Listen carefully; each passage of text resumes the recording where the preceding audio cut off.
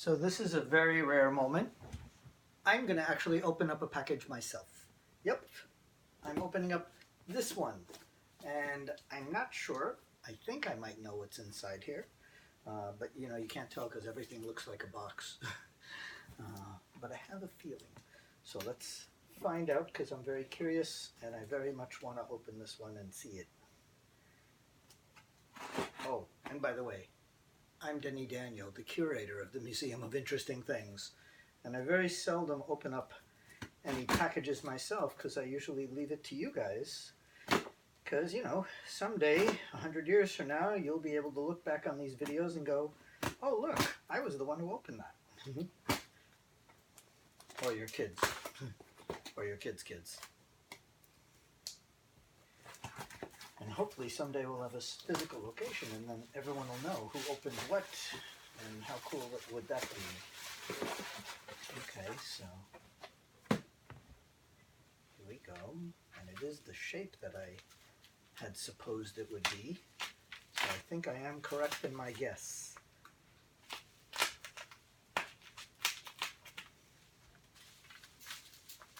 Yep, I am correct in my guess of what this is. And it's exactly what I wanted to open. Yay! This is an original Mrs. Winslow's soothing syrup. This was a syrup that mothers would give kids if they were teething in the late 1800s, early to late 1800s. Mrs. Winslow swore by this stuff. She had recipe books, she had almanacs, she had postcards, all this advertising. She was very famous. The only problem was this teething syrup, soothing syrup for kids, had morphine in it. It actually had morphine in it, and you were only supposed to give the child, you know, a tablespoon or so. But the thing is, it had enough morphine that a tablespoon or so was way beyond the amount that a children should have, if a children should have any morphine at all. And so pretty much it was nicknamed baby killer because kids would not wake up the next morning. Clearly they would no longer have a teething problem and they wouldn't be in pain because they had no pain whatsoever because they were gone. So yeah, it was very, very unpopular for that. And of course the government eventually stepped in and banned her from doing this. And then of course we have all the government agencies like the FDA that come in and regulate things because it was pretty much willy-nilly up until the late 1800s, early 1900s, when the government realized that it needs to step in and find out what's on everything.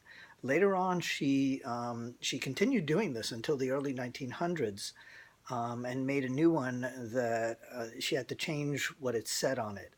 And I believe it wasn't allowed to say soothing or something. But they did re-release it, and it didn't have morphine in it. It had all these other ingredients.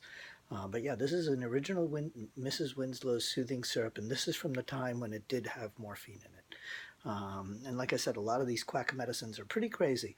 But mind you, quack medicine usually has at least one or two possible cures, so you never want to throw, pun intended, or pun not intended, the baby out with the bathwater.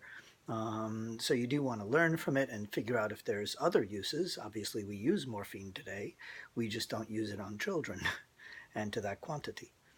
All right, well, I'm going to say goodbye to all of you guys in TV Land, and I'll catch you later. But yeah, this is a very cool one. If you want to see one of our Quack Medical speakeasies, they're very cool. I don't do it too often, but get the email. Get on the email list, and I'll let you know when the next one is. We usually do it about once or twice a year. All right, bye guys.